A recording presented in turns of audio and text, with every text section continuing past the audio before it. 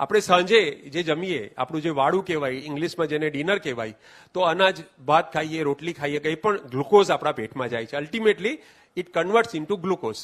હવે જે પણ ગ્લુકોઝ આપણા શરીરમાં થાય, 120 સુગર હોય એનું 180 સુધી કરે, બરાબર. અને પછી ધીરે ધીરે ધીરે ડાયાબિટીસ હોય તો 200 થાય, 125 થાય. નોર્મલ માણસને 180 સુધી જાય અને પછી ધીરે ધીરે એનો પાવર ઘટી જાય. 6 કલાકમાં એ પાછું 120ની નીચે આવવા લાગે.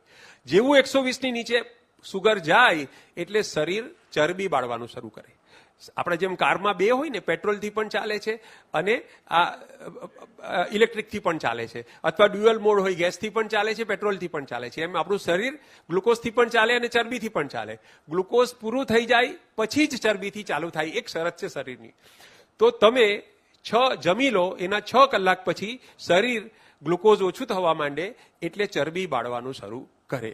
હવે સાંજે 6:30 પહેલા ખાઈ લીધું હોય, તમે 7 વાગ્યા પહેલા ખાઈ લીધું હોય, તો રાત્રે 12 વાગે શરીરનું ગ્લુકોઝ નોર્મલ કરતા થોડું નીચું આવવા માંડે એટલે શરીર ચરબી બાળવાની શરૂઆત કરે. સવારે 6, 7, 8 જ્યાં સુધી તમે બ્રેકફાસ્ટ ના કરો ત્યાં સુધી ચરબી બાળે અને દરેક કોષને ઈંધણ પૂરું પાડે.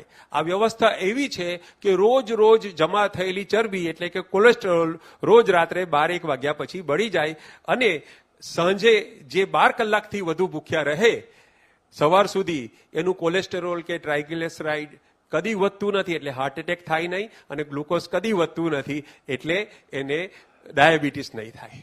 હવે વિચાર કરો, પનોતી ક્યારથી બેઠી?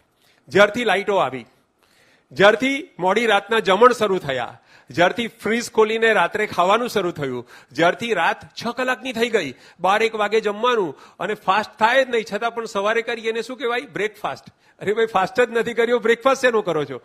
તો રાતે ચરબી બળવાનું બંધ થયું, ગ્લુકોઝ વધી પડ્યું. આ રીતે આ સદીમાં ડાયાબિટીસ, ગઈ સદીમાં જેટલો ડાયાબિટીસ હતો એના કરતાં 3 થી 4 ગણો ડાયાબિટીસ આ સદીમાં આવી ગયો.